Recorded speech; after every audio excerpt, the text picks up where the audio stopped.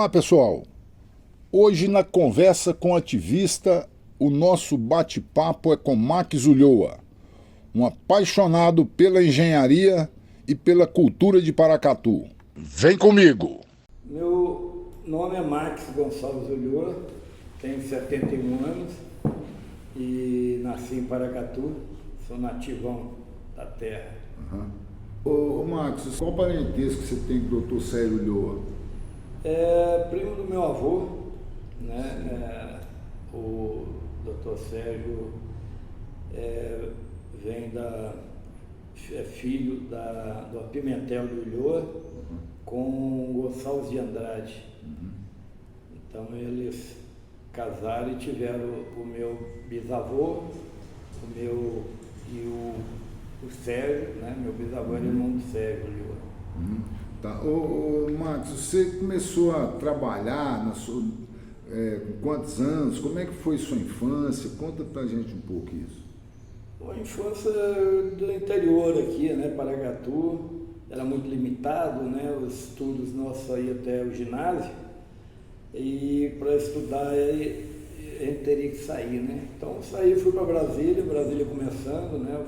Cheguei a Brasília tinha 8 anos e entrei no Elefante Branco, sempre estudei na escola pública e no Elefante Branco eu fui pro vestibular na UNB e fiz engenharia na UNB. Sei. Aí você terminou seu curso de engenharia, que ano que foi mais ou menos? Terminei em 76. 76? Exatamente. Aí de lá você já veio para Paracatu direto? Isso, tem uns 48 anos aí rodado aí na área. Tá, e quando você veio para Não, cá? eu não vim direto para Paracatu. É. Eu trabalhei em Brasília, trabalhei em empresas privadas e governamental. Trabalhei na Codevasf, fui coordenador dos maiores projetos de irrigação e drenagem do mundo, que é o Baixio de Irecê, e depois resolvi vir para Paracatu. Então fui um primeiro engenheiro que veio a Paracatu como autônomo, porque aqui tinha um engenheiro do DR e DNR, público, servidor público, né? Mas autônomo mesmo foi o primeiro que Sim. Agora, você falou sobre esse trabalho que você fez na Codevasf, conta um pouco para a gente sobre esse trabalho. A Codevasf é muito interessante porque eles tinham lá, além de desenvolver a tecnologia de irrigação e drenagem, eles tinham várias áreas na bacia do São Francisco que aproveitavam. Tinha muita água, mas era muito seco. Por exemplo, nessa região que eu te falo que é Baixio de Irecê, era grande produtor de feijão, mas era muito seco, com um rião daquele que é o São Francisco passando do lado. Então lá foi feito um estudo maior em 200 mil hectares de terra e também ali tinha experiências com colonização.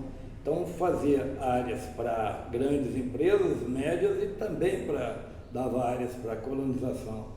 Então foi uma experiência de colonização interessante na década de 70 e 80 com o governo militar e que hoje nós temos uma avaliação, ou seja, um histórico, uma série histórica para avaliar como que foi esse sistema de colonização feito paternalisticamente pelo governo, né? Sei. Agora, depois você veio para Paracatu que ano? Aí, depois de trabalhar por lá, eu vim para Paracatu em 1980, né? E aqui, cheguei aqui, trabalhei como agrimensor e como engenheiro civil, né? Em projetos, construções e medição, divisão de terra. E teve uma época que você trabalhou no Poder Público Municipal em Paracatu, né? Eu trabalhei, eu ajudei a iniciar o funcionamento da Minor por poucos tempo. E também eu fui secretário de obra na década de 90, também por pouco tempo. Nessa época você também era ajudante aí do governo municipal e você foi secretário de meio ambiente. Agora, Max, eu lembro que quando você passou pelo Poder Público Municipal, parece que foi no governo de Almir, parece que a última drenagem pluvial que foi construída em Paracatu. Uma drenagem grande, né, que saía do Hotel Presidente, descia, passava... Sim, foi visto no planejamento estratégico do governo naquela época, que era necessário vários trabalhos na área estrutural. A área de drenagem era um problema sério, porque quando chovia, que até hoje tem o mesmo problema, dava enchentes e invadia as edificações, comércio, etc. E com isso foi começado a fazer um estudo para saber, né, a vazão que dava certas bacias aí localizadas para escoar. Então foi feito várias ali, eu participei da execução de algumas, do projeto de outras, para atender a demanda da drenagem, né, pluvial, né, que é a drenagem de chuva aqui na cidade. Sim. Max, inclusive limpeza, né, dos drenos, que estava tudo muito entupido, né, muito sujo. É porque na realidade esse centro de Paracatu tem uma drenagem muito antiga, subdimensionada para os dias de hoje, então isso tem que ser feito tudo de novo, né? É verdade, tem que fazer uma reestruturação da drenagem urbana.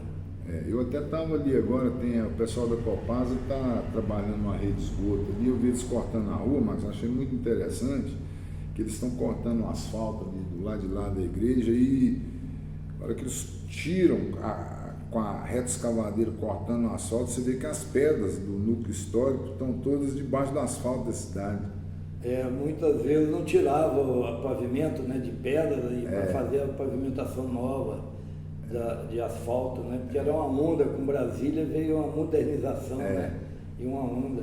Então eu acho que esse núcleo histórico, que se um dia um prefeito quiser voltar ao núcleo histórico para histórico, mesmo ele tira o asfalto, as pedras das ruas antigas, está tudo lá de baixo. Não né? é em todas, porque eles tiraram também em muitas ruas a pedra, foi tirada e feito o movimento de terra. Sei. Marcos, você teve uma atuação muito intensa aqui também na questão cultural em Paracatu. Como é que foi essa atuação? Em que época que foi? O que você tem para falar para a gente sobre isso? Olha, quando eu cheguei aqui na década de 80, eu vi esse boom imobiliário e essa vontade de modernizar toda a cidade. Então era uma vocação do pessoal por causa de Brasília de renovar a cidade e acabar com tudo que existia até então. E sabendo disso, eu quis organizar uma sociedade civil para trabalhar nessa área e constituir o movimento cultural. Fui o primeiro presidente e nós fizemos muita coisa. Como movimento cultural, assim, a sociedade civil organizada, nós fizemos vingar um convênio que restaurava aquela casa que hoje é a Casa de Cultura, que estava caindo, não sei se você lembra aquela época. Lembro. Se não tivesse a intervenção, e como tinha uma paracatuense, a Isaura Botelho, trabalhando lá no Pó Memória, lá no Ministério da Cultura na época, era do governo Sarney, nós pedimos e conseguimos que fizesse esse convênio aqui e eles entraram com dinheiro, era a SFAM, antigamente era a Secretaria de Patrimônio Histórico e Artístico, e esse Pó Memória, juntamente com a Prefeitura. Né? Na época o prefeito Diogão ajudou muito e nós, a sociedade civil, forçamos e conseguimos conquistar de novo para a gente, fazer uso do espaço ali, que até hoje é usado como Casa de Cultura, aquela casa que foi construída em 1854 a 1859 pelo Domingos Pimentel Piulhô, e viveu lá com sua família até 1908, onde o Dr. Sérgio transformou aquele espaço numa escola pública, que é uma escola normal, oficial, e que depois veio a ser o ginásio Antônio Carlos e também funcionou lá o Afonso Arina. Marcos, uma coisa que eu acho interessante, quando você citou a Casa de Cultura e Diogão, que Diogão foi um cidadão de pouco estudo, mas muita visão e muita sensibilidade, né? Exatamente. Olha, Tonhão, nós tivemos muito apoio dele, porque a gente chegava e mostrava para ele a necessidade que tinha de preservar, e ele apoiava, entendeu? Por exemplo, nós conseguimos, com essa parceria com o Promemória, né, esse convênio, trazer o aparato do Ministério do SFAM, do Ministério da Cultura, e fizemos aqui uma delimitação do núcleo histórico, uma regulamentação do uso e ocupação do solo. E isso foi revolucionário, porque se não fosse isso, se nós não conseguíssemos fazer isso, ou seja, fazer esse projeto de lei e transformar em lei na Câmara, teria já destruído toda essa nossa, todo esse patrimônio cultural nosso. Então, o movimento cultural, e nós fizemos em defesa e a preservação e o desenvolvimento e a valorização do nosso patrimônio, seja ele urbanístico, material e imaterial, seja urbanístico e seja o de edificações, né? Mas isso foi à custa de muita luta, porque a Câmara não aceitava e as pessoas falavam que a gente estava contra o progresso da cidade, mas a gente já tinha a visão de que se preservássemos, a gente transformaria num destino de turismo a Paracatu, que é antiga, a Paracatu cultural, a Paracatu que tem uma cultura, um patrimônio Atenas cultural, Mineira, né? Que já foi considerada até Atenas Mineira, e quem tem o orgulho de ser paracatuense e de ter essa cidade que tem um perfil muito interessante, muito importante, que é de ser histórico, e hoje complementa, né? Você vê que essa parte da cultura, ela se torna sustentável também aliado ao turismo, né? E hoje a gente vê um turismo sendo desenvolvido aqui, o turismo cultural, por causa dessa economia que de preservar o patrimônio cultural que nós fizemos. Isso foi um trabalho nosso lá desde a década de 80, do início da década de 80. Ô Marcos, você voltando aqui na história de Diogão, porque eu conheci Diogão, era mais novo, né? Mas quando eu tinha 25 anos, isso há 44 anos atrás, nós fizemos uma peça de teatro que foi uma das últimas apresentações teatrais de Paracatu, que foi a Moratória, que Lavoisier foi o diretor e Diogão estava lá junto, ajudando e dando apoio. Você vê, nós precisávamos da gente voltar com essa estrutura de novo, né? Eu lembro, ele tinha sensibilidade e nós, chegando junto, a gente via que tinha uma certa aceitação por ele, e ele ajudava a gente, então, nós como sociedade civil, a fazer essas reivindicações que a comunidade de Paracatu queria. E com isso o movimento cultural, aprovando esse projeto que delimitava o núcleo histórico, constituindo o núcleo histórico, né, e regulamentava, nós fizemos também várias coisas. Fizemos uma lei que isentava aquele proprietário que preservasse as edificações. Fizemos vingar também a lei, outras leis, a constituição do Museu Histórico de Paracatu, do Arquivo Público Municipal e o Festival de Música, que estava parado até então, nós reestabelecemos mesmo, né? Revitalizamos a tapuiada, que era um importante folclore nosso, e outros folclore nós incentivamos muito. Nós fizemos aqui em 1988 uma reunião, um fórum e um debate sobre o papel do negro em Paracatu, porque você sabe que nós somos uma cidade morena, cidade negra, né? E ali eu acho que foi uma pedra fundamental para dar um mote para as pessoas, a negritude, os pretos de Paracatu se organizar. Hoje a gente vê mais organizado, né? E usufruindo dos direitos, né? Esse trabalho do movimento cultural, eu entendo que se não fosse aquele trabalho, inclusive com a questão histórica, hoje a gente não tinha nada em Paracatu, nada. Verdade. O boom imobiliário está tão grande, Tonhão, que já teria destruído tudo. Nós ficamos com essa pecha de ser contra o progresso da cidade. Mas o povo é o seguinte, o povo que critica isso na maioria das vezes, eles criticam o potencial histórico de Paracatu, mas no entanto, e não cuidam do patrimônio histórico, no entanto eles pegam um avião e fazem uma viagem para a Europa para ver o patrimônio histórico de lá. Eu fico indignado com isso, rapaz. Hoje a economia criativa, ela se fundamenta nisso, né? De como aproveitar a cultura. Hoje o PIB nosso é mais de 10% de cultura. Então a gente tem que ver isso não como assim uma necessidade intelectual ou de uma minoria, mas sim uma necessidade de sustentabilidade da economia nossa.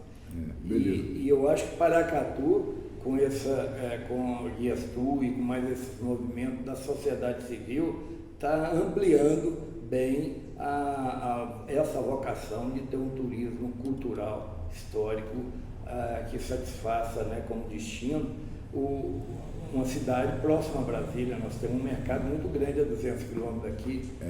Eu imagino, Marcos, já concluindo, eu imagino se Paracatu não tivesse sido destruído na década de 60, não tivesse sido destruído, hoje Paracatu tinha uma fonte de recursos muito maior do que Ouro Preto, principalmente por estar aqui dentro de Brasília.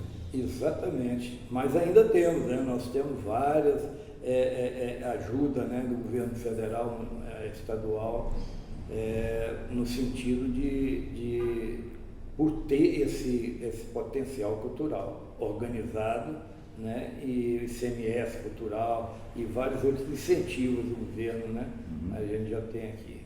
E outra, eu amo isso aqui, igual você, igual várias pessoas em Paracatu, porque isso aqui nos distingue de todas as outras cidades da região e do Brasil, nos dá um perfil diferenciado, que é um perfil de uma cidade histórica, não é uma cidade qualquer, uma cidade que desde 1584, os primeiros registros históricos, já tinha gente aqui, né? Bom, Marcos, nossa conversa está muito boa. Eu queria, para encerrar, você mandasse um recado para o povo de Paracatu, né, com relação a tanto a sua profissão de engenheiro de sucesso, como a profissão de um amante da história de Paracatu. Então, eu faço me colocar à disposição, né, da comunidade para qualquer coisa, né, dentro da engenharia civil e de agrimensura, que eu sou formado, e aos estudantes, né, que precisarem de qualquer ajuda, mas eu queria, principalmente, dirigir a comunidade, Tonho, pedindo à nova geração, essa geração que vai nos suceder, que participe mais, que organize mais, participe como sociedade, como terceiro setor organizada, ou mesmo participando, porque os governos que vão ter sempre por eleição, eles são movidos principalmente pela sociedade civil. Então nós temos uma obrigação e uma função muito importante. E essa nova geração, nós precisamos reciclar, nós precisamos pedir que elas assumam, que elas venham participar de todos esses movimentos, entendeu? Eu sou da diretoria da DESP, nós temos dado continuidade dessas dimensões do planejamento de Paracatu 2030, que é a parte cultural, e a gente abre um leque muito grande para eles, tanto dentro do movimento cultural, quanto lá na ADESP, na Agência de Desenvolvimento Sustentável de Paracatu, para eles participarem também como uma forma de ajudar e de capacitar essa nova geração para conduzir os destinos da nossa cidade de Paracatu. Beleza, Marcos? Valeu e obrigado.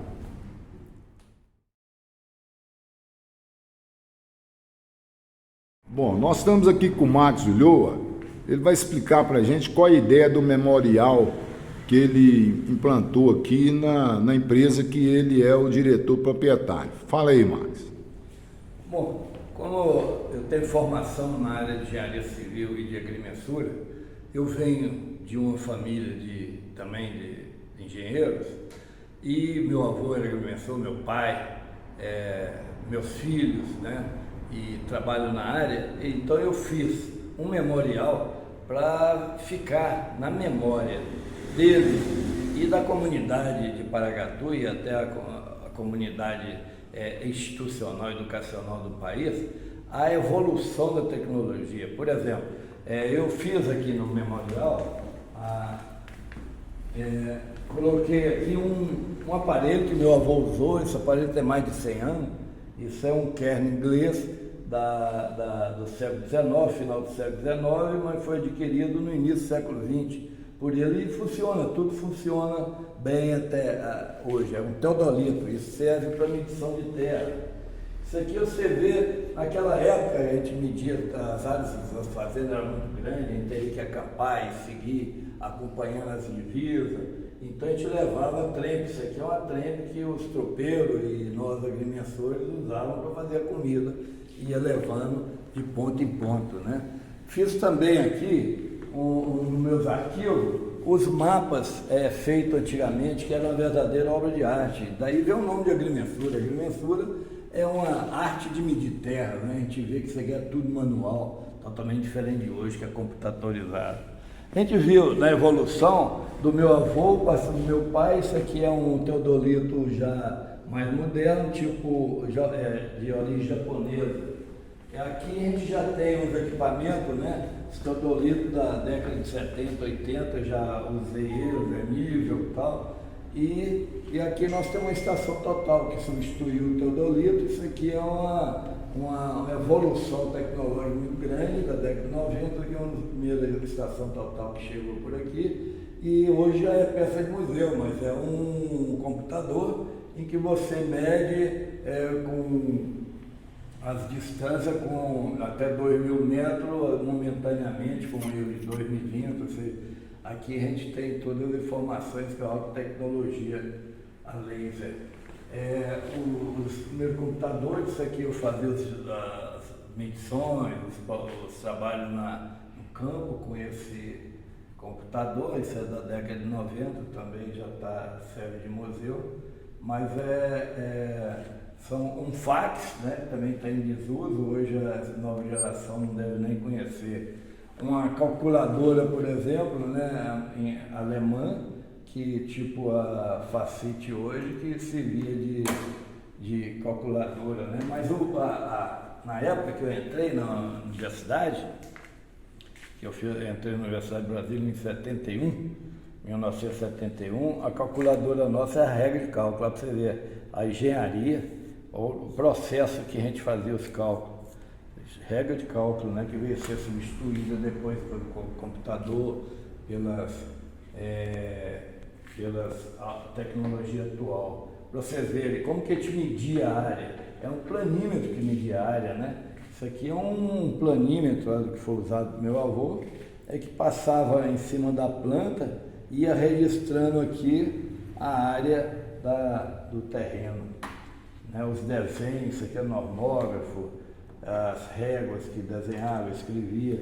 Então eu tenho aqui um memorial, né, não posso falar museu. Essa corrente aí, Max, explica o que é isso aí. Os teodolitos antes, com o teodolito media os ângulos e a corrente media as distâncias. Então as fazendas, a topografia, a agrimensura era feita medindo com a corrente, né? E puxar, ela tem 20 metros e ia puxando. Ô Max, essa corrente aí, tem quanto tempo que ela não é usada mais? Isso foi década de 50, década de 60 já começou a usar século passado. Beleza. Beleza então, Max. É isso aí. Importante essas informações para que a comunidade tenha conhecimento, né? Beleza? Ok. É isso aí, pessoal. Até a próxima conversa com o ativista. Compartilhe esse vídeo com seus amigos e familiares. Vamos em frente, caminhando sempre. Grande abraço. Até breve.